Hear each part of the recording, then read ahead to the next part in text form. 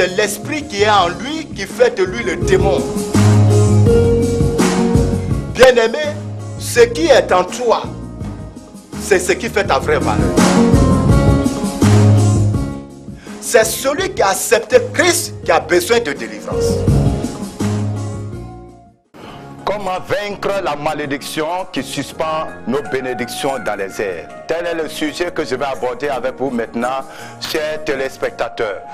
Dans le livre de Daniel chapitre 10, le verset 13, la Bible dit ceci: le chef du royaume de Mède m'a résisté 21 jours, mais voici Michael, l'un des principaux chefs, est venu à mon secours. Alléluia. Bien-aimé, notre frère Daniel a eu à cœur de rechercher la face de Dieu par rapport à la délivrance de son peuple, par rapport à la délivrance d'Israël. Et la Bible nous dit que depuis le premier jour, Dieu avait déjà exaucé la prière de Daniel. Si vous lisez tout le texte, mais l'exaucement à sa prière n'avait pas pu se manifester parce que le prince du royaume de Mède a résisté à l'ange que Dieu avait envoyé pour apporter la réponse aux prières de Daniel. Ici, nous nous trouvons sur un terrain de combat spirituel. Bien aimé, je voudrais vous dire une chose. Nous sommes dans les derniers temps où l'église doit être offensive, où l'église doit être agressive, où l'église ne doit plus se laisser faire, où l'église doit foncer dans le royaume du diable, où l'église doit mettre en débandade le camp de Satan et ses démons. La Bible nous révèle ici quelque chose que les chrétiens ne comprennent pas souvent. Beaucoup de chrétiens prient et jeûnent, et la réponse à leur prière ne se manifeste jamais. Et souvent on pense que c'est parce que Dieu n'a pas répondu aux prières. Alors que la réalité spirituelle est autre chose. Il est temps où les enfants de Dieu doivent avoir l'esprit éclairé pour comprendre le mouvement de l'esprit, pour comprendre le mouvement des démons, pour comprendre le mouvement dans le combat spirituel et savoir comment il faut marcher. Daniel avait prié, sa prière était montée au trône de Dieu et Dieu avait donné ordre que la réponse à sa prière lui parvienne. Mais il y avait les ennemis du peuple de Dieu qui avaient occupé le territoire dans les airs, qui avaient occupé le territoire dans le deuxième ciel. Et ces ennemis-là ont placé un pont, ont placé une barrière, une frontière aérienne. Ils ont placé une frontière aérienne pour intercepter les grâces et les bénédictions qui devaient parvenir jusqu'à Daniel. Et ce qui arrive à Daniel ici est la chose qui arrive à la plupart des chrétiens, à la plupart des églises, à la plupart des hommes de Dieu. Il y a des esprits de malédiction qui se positionnent dans les airs pour contrecarrer tes prières, pour contrecarrer les grâces de Dieu, pour contrecarrer les bénédictions de Dieu dans la vie du chrétien. Mais nous devons comprendre comment ces esprits fonctionnent et savoir quelle autorité nous devons utiliser pour les combattre. Le chef du royaume des Perses, c'est le démon principal qui contrôlait le territoire des Perses. Chaque territoire est contrôlé par un esprit supérieur. Il y a un esprit, il y a une principauté démoniaque qui est établie sur les territoires. Il y a des dominations qui sont établies sur les territoires. Et il y a des esprits méchants qui sont également établis sur les territoires. Et lorsque un peuple, un chrétien se trouve dans l'un de ces territoires, lorsqu'il y a une église dans l'un de ces territoires, il a directement affaire aux esprits qui sont au contrôle de ces territoires.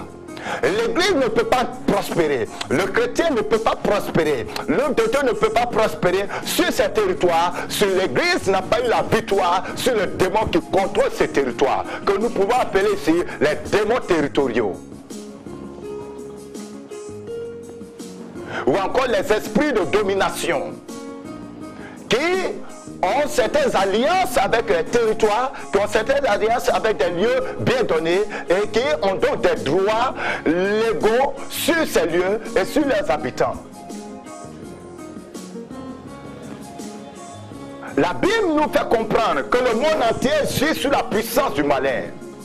Satan a occupé le monde, Satan a occupé chaque zone, Satan a occupé chaque mètre carré.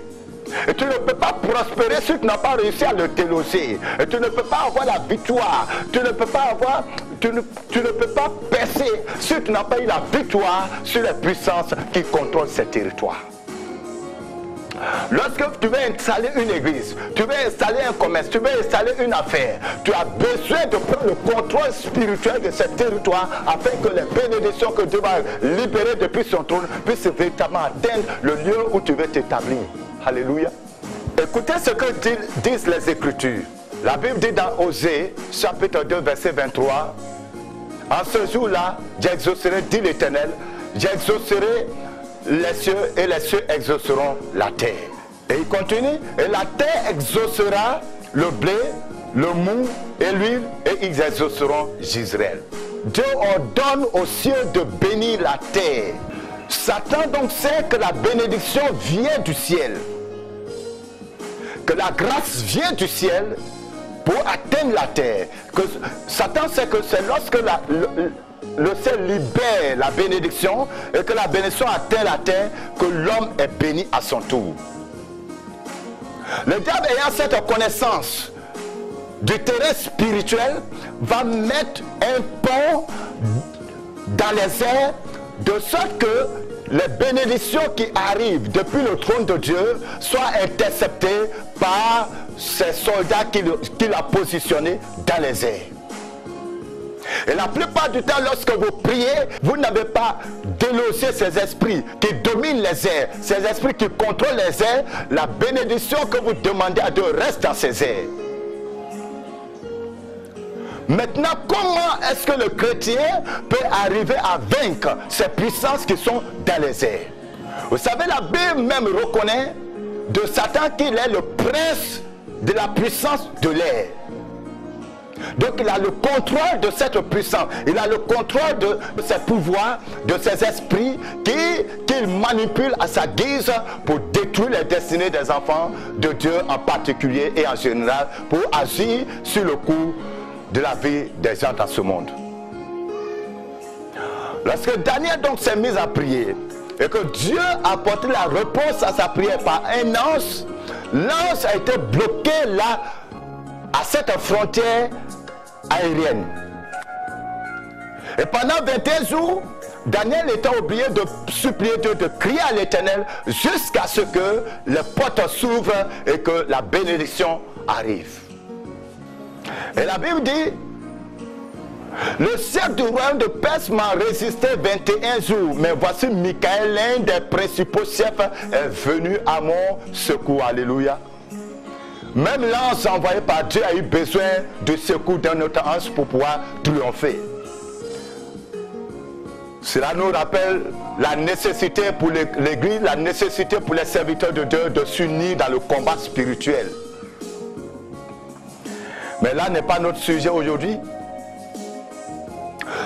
Lorsque j'étais en train de méditer sur ce passage, le Seigneur va m'amener dans les Écritures au sujet de la mort et de la résurrection de Jésus et surtout de l'ascension de Jésus-Christ après sa résurrection. Et c'est de cela que nous allons tirer le mystère de la parole, le mystère du combat spirituel qui pourront nous permettre d'avoir les clés pour pouvoir briser les murs sataniques qui sont établis dans les airs contre l'Église de Dieu. Comment donc l'Église peut-elle mettre fin au blocus spirituel dans le deuxième ciel? Comment est-ce que le chrétien pourra-t-il triompher des esprits qui sont dans les airs? Comment est-ce que l'enfant de Dieu peut-il dominer des puissants de malédiction qui bloquent ses bénédictions dans les airs? Parce que comme nous le disons, la plupart du temps, ce n'est pas parce que Dieu n'a pas répondu, mais c'est bel et bien parce qu'il y a des puissances qui ont intercepté la bénédiction et qui nous font donc attendre des jours, des années supplémentaires. La première des choses, frère, c'est que vous devez persévérer dans le combat spirituel. Une guerre, on sait quand est-ce que ça commence, mais on ne sait jamais quand est-ce que ça se termine.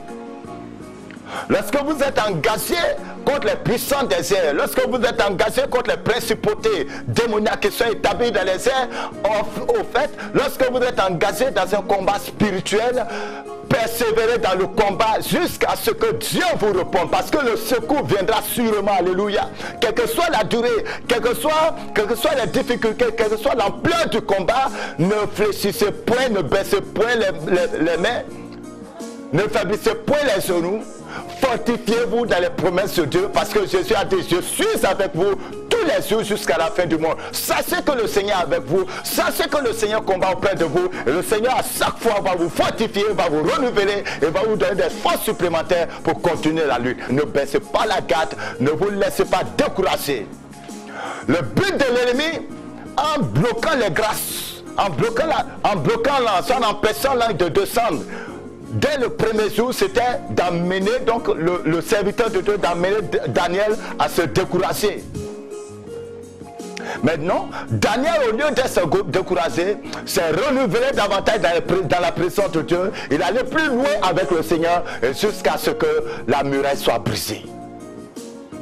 Frère, je voudrais te dire une chose.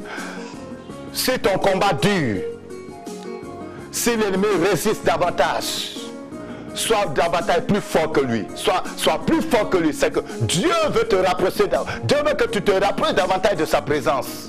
Dieu veut que tu ailles dans les profondeurs avec lui. Dieu utilise souvent les combats pour nous amener dans les profondeurs de l'esprit, pour nous amener dans les profondeurs de la connaissance de Dieu.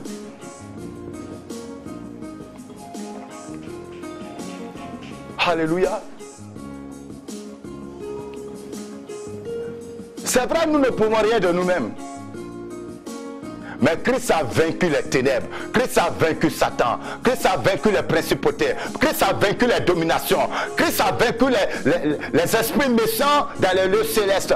Christ a vaincu les dragons. Il a vaincu tous les serpents. Il a vaincu le démon qui règne dans les airs. Et parce que Christ a vaincu et que toi tu invoques le Seigneur et que toi tu te tiens dans le nom de Christ, tu vas finir par vaincre. Ne te décourage point. Jésus, sachant que le diable va vouloir chaque fois empêcher le peuple de Dieu de rentrer dans ses grâces, va poser une action très importante pour mettre en déroute le plan du diable. La Bible dit, très tôt le matin, lorsque les femmes sont allées voir au tombeau de Jésus, elles ont rencontré Jésus ressuscité, qui était arrêté là comme un ange. Et Jésus leur a dit, ne me touchez pas, car je ne suis pas encore monté vers mon Père et votre Père.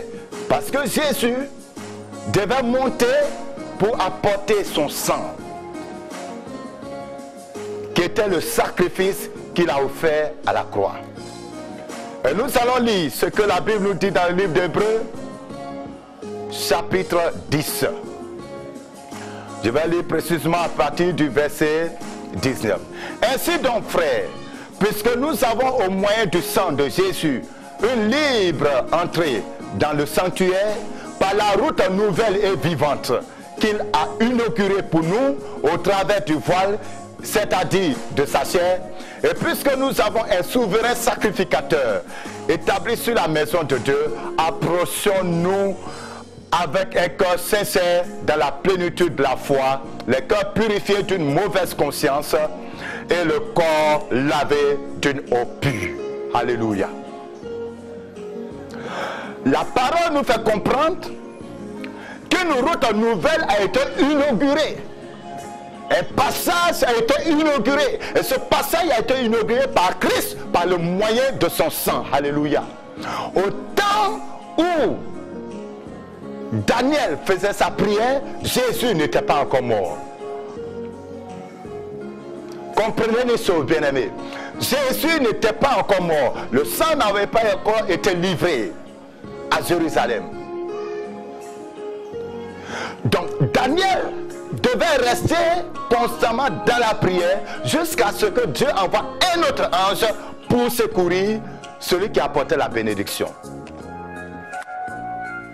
Mais de nos jours, les choses ont changé. Alléluia. La Bible nous fait comprendre qu'il y a une voie qui a été inaugurée par le Seigneur Jésus-Christ par le moyen de son sang qui a été versé à la croix du Calvaire. Et c'est ce sang, lorsque vous devez monter vers le Père pour présenter ce sang, pour purifier les éléments du trône, c'est ce sang qu'il avait et il a dit aux femmes, ne me touchez point. Parce que le sang devait être gardé intact, devait être gardé pur, sans reproche. Et c'est pour cela que la Bible dit que le sang de Christ, le sang de l'agneau prie mieux que celui d'Abel.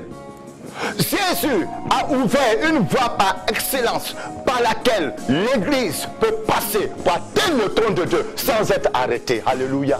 Mais tenez-vous bien, lorsque Jésus montait ce jour-là, Christ n'est pas monté seul, car il est écrit dans le livre d'Éphésiens chapitre 4, le verset 8, c'est pourquoi il est dit, étant monté en haut, il a amené des captifs, il a fait des dons aux hommes. Alléluia. Oh, que signifie il est monté? Sinon qu'il est aussi descendu dans les régions inférieures de la terre. Celui qui est descendu, c'est le même qui est monté au-dessus de tous les cieux afin de remplir toutes choses. Alléluia. Jésus est descendu aux enfers, il a libéré les captifs. Il est monté au Père avec ceux qu'il a ressuscités, avec l'Église, avec les saints. Il a ressuscité ceux qu'il a ressuscités, ceux qu'il a fait sortir des chaînes. Il est monté avec eux. Alléluia. Et la même Bible nous dit que nous sommes morts et que notre vie est cachée en Christ Jésus. Or, il est écrit que Jésus-Christ est présentement assis à la droite de Dieu le Père. Alors si nous sommes morts et que notre vie est cachée en Christ Jésus-Christ, c'est-à-dire que notre vie est en Jésus-Christ et que Jésus est assis à la droite de Dieu le Père, c'est que toi et moi, nous sommes tous deux assis en Christ à la droite du Père. Alléluia. Et maintenant le psaume 110, le verset 1 nous dit, viens assieds-toi à ma droite jusqu'à ce que je fasse de tes ennemis ton marchepied.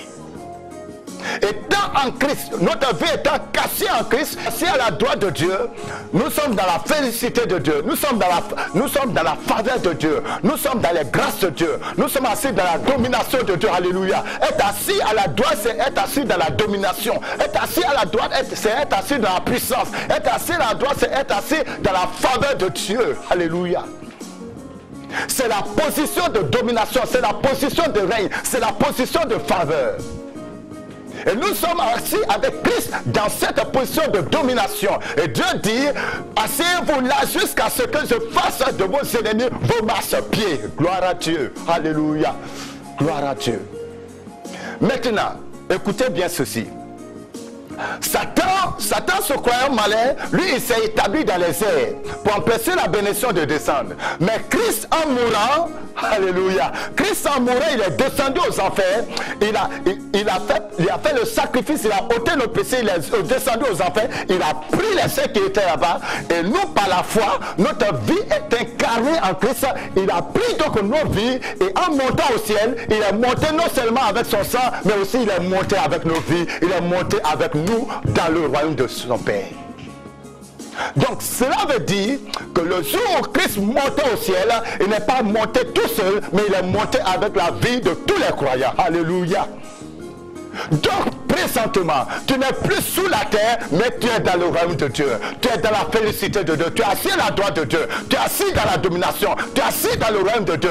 Le monde des ténèbres qui s'était établi entre toi et Dieu, tu as été donc établi au-dessus de ce monde extérieur. Satan est devenu ton marchepied. Gloire à Dieu. Satan pouvait te dominer auparavant parce qu'il était en haut et toi tu étais en bas. Mais maintenant avec la mort et la résurrection et l'ascension de Christ qui allait s'asseoir, se positionner à la droite du Père, maintenant avec ce mystère de la parole, avec ce mystère de la résurrection, l'église aujourd'hui n'est plus sous la terre, mais l'église est assise à la droite du Père dans les lieux célestes. Et donc l'église est assise dans une position de domination. Tu es un vainqueur, tu es un dominateur, tu es un homme puissant, tu es un homme fort, tu es assis dans le règne, tu es assis dans la domination, tu es assis dans la félicité de Dieu. Maintenant la domination t'est donnée, maintenant le pouvoir t'est donné, maintenant la gloire de Dieu t'est t'est donné, la félicité de Dieu t'est donnée. Tu peux maintenant commander au monde des ténèbres de se rabaisser pour que tu passes et le monde des ténèbres va t'obéir. Parce que c'est celui qui est en haut qui domine celui qui est en bas. Jésus a renversé la situation. Alléluia. Nous adorons un Dieu qui est merveilleux. Jésus a renversé la situation par sa mort, par sa résurrection et par son ascension à la droite du Père. Il a laissé Satan là où il est. Il a pris son sang. Déjà avec le sang dans ses mains. Le diable ne pouvait pas arrêter Christ parce que le sang de Jésus-Christ n'est pas reprochable. Le sang de Christ est irréprochable. Le sang de Christ est saint. Le sang de Christ est pur. Le sang de Christ est vivant. Le sang de Christ a de l'autorité. Donc Christ, avec son sang, est monté librement au ciel. Il a fait une ouverture. Jésus a fait une ouverture que Satan ne pouvait pas refuser. Satan a vu le sang. Comme le voile s'est déchiré, la même manière que le voile s'est déchiré dans le temple, c'est ainsi que dans les airs, le mur que Satan avait dressé pour empêcher les hommes de rencontrer leur grâce, de rencontrer leur Créateur, ce mur démoniaque, ce voile satanique a été déchiré dans le deuxième ciel. Gloire à Dieu. Je répète, bien-aimé, le jour où Jésus est mort à la croix, la Bible nous dit que le voile du temple a été déchiré. Et je suis en train de vous révéler que au même instant où ce voile était déchiré dans le temple, au même instant, le voile satanique, la muraille satanique qui était dressée dans les airs, cette muraille était brisée. Une ouverture s'est faite dans le ciel et Jésus est passé par cette ouverture avec son sang et ce qu'il a fait sortir du tombeau. Et la Bible nous le dit très bien dans le livre de Hébreux chapitre 10. Par la route nouvelle et vivante qu'il a inaugurée pour nous. Alléluia. La Bible nous parle donc d'une route nouvelle et vivante que Christ a inaugurée pour nous. Ce n'est pas une route morte, une route que Satan peut venir obstruer. Satan ne peut pas obstruer cette voie. Satan ne peut pas fermer ce chemin parce que ce chemin a été inauguré par le sang de Jésus. Alléluia, Jésus, tu es merveilleux. Frère, j'essaie d'enlever les écailles de tes yeux afin que tu ne te laisses plus dominer par les puissants déserts et que tu saches que tu as été retiré du tombeau, tu as été retiré de la mort, tu as été retiré de ton état de pécheur et ta vie a été incarnée dans le Seigneur Jésus-Christ de sorte que tu sois assis à la droite de Dieu le Père avec le Seigneur et que désormais étant donc à la droite du Père, le diable, tout le monde des ténèbres se trouve être ton marchepied. Ayant la révélation de cette vérité spirituelle, comprenez que le seul moyen par lequel Satan arrive encore à dominer l'église, le seul moyen par lequel Satan arrive encore à contrôler les chrétiens, c'est le moyen du péché. C'est par le péché que Satan arrive donc à ramener le chrétien de sa position, à le lier à la terre et ensuite pouvoir le dominer. Et que ça, tant que Satan n'a pas réussi à te ramener à terre, à te lier au monde, à te lier à la chair, à te lier au sol de la poussière, à te lier au sol de la terre, Satan n'a plus aucune domination sur toi. Alléluia. Donc, bien-aimé, dès aujourd'hui, Jésus dit, voici, je vous donne le pouvoir de chasser les esprits impurs. Il vous appartient de manifester l'autorité de Jésus-Christ, l'autorité qui vous a été donnée en tant que chrétien, en tant qu'enfant de Dieu. Il vous appartient d'exécuter cette autorité sur le monde des ténèbres. La reine du ciel ne peut plus rien contre vous si vous vivez dans la sanctification et si vous avez la connaissance que votre vie désormais se trouve à la droite du Père. Le serpent ancien, le dragon ne peut plus rien contre vous si vous vivez dans la sanctification, si votre vie est liée à Christ et si vous savez faire usage de votre autorité. C'est pour cela, frère, joignez-vous à moi maintenant et nous allons prendre l'autorité sur les esprits qui sont dans les lieux célestes, sur les puissants qui sont dans les lieux célestes au nom de Jésus. Je commande maintenant, au au nom puissant de Jésus-Christ, à tout démon dans les airs, je commande maintenant, à tout démon dans le deuxième ciel, je commande à la reine du ciel, je commande au serpent ciel, je commande au dragon, je commande à toute muraille spirituelle qui contrôle les églises, qui contrôle les pays, qui contrôle les enfants de Dieu. Je commande maintenant au nom de Jésus-Christ, sois brisé. Tu tombes en muraille, au nom de Jésus. Je te fais tomber au nom de Jésus-Christ. Je libère toutes les bénédictions. Je libère toutes les grâces. Je libère toutes les grâces des enfants de Dieu. Je t'arrache les grâces au nom puissant de Jésus-Christ. Et parce que les enfants de Dieu sont assis à la droite du Père, nous recevons les bénédictions de Dieu. D'ailleurs, la Bible dit que nous sommes bénis en Christ Jésus-Christ de toutes les bénédictions dans les lieux célestes. Alléluia. Je proclame la délivrance, je proclame la victoire sur le deuxième ciel, je proclame la victoire sur tous les princes de la puissance de l'air dans ta vie, dans le nom de Jésus-Christ de Nazareth. Amen.